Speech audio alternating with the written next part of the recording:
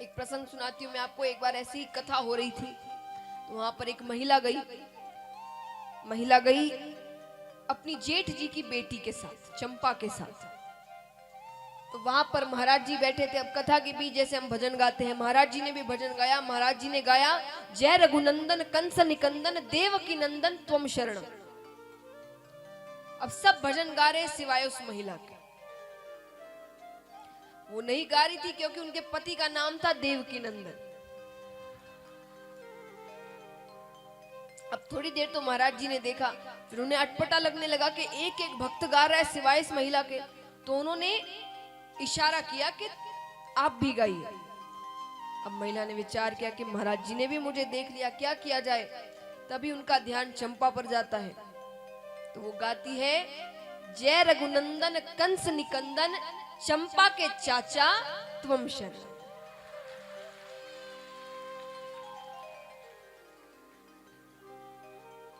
अब ये देखकर ऊपर भगवान भी हंसने लगे।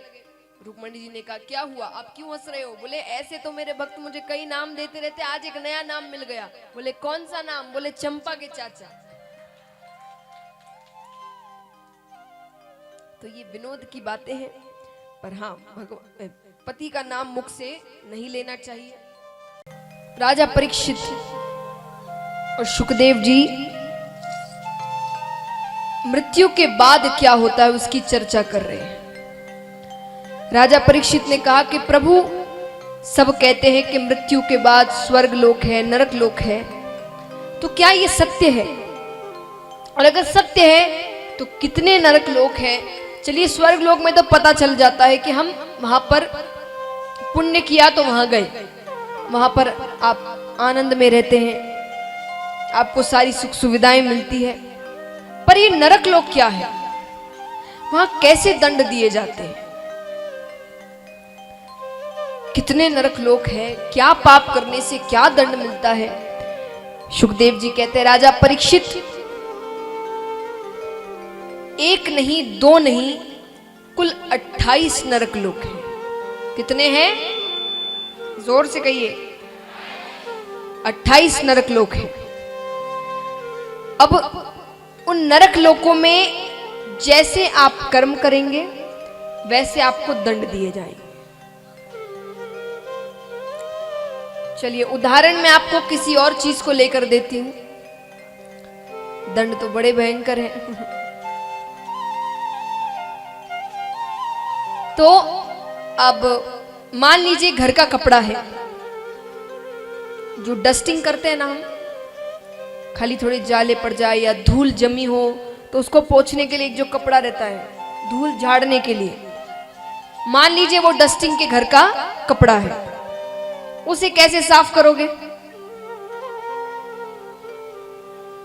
पानी में डालेंगे, धोएंगे, थोड़ा निचोड़ेंगे, साफ करेंगे और वो साफ हो जाएगा। अच्छी बात है। अब मान लीजिए घर के पोछे का कपड़ा है, उसे कैसे साफ करेंगे? उसे पानी में डालेंगे, फिर वो कौन सा साबुन आता है जिससे आप साफ करते हैं?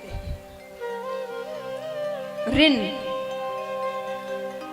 और भी जितने आते हैं महाराज, तो वो उनसे पहले उसे साफ करेंगे, फिर खूब निचोड़ेंगे, कूटनी से पीटेंगे उसे, तब जाके वो कपड़ा साफ होगा। अब मान लीजिए कि चौके का कपड़ा है जिसमें तेल की चिकनाई है, उस कपड़े को कैसे साफ करेंगे? तो उसे गरम गरम खोलते हुए पानी में डाला जाएगा,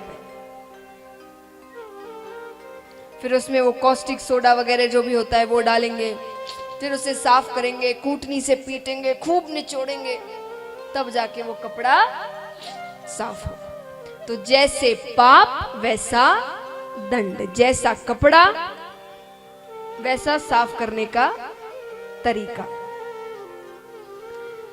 अब मैंने तो चलिए आपको उदाहरण बताया, शुकदेव जी ने तो उदाहरण नहीं बताए थे, उन्होंने तो जो असल में दंड होते हैं वो बताया।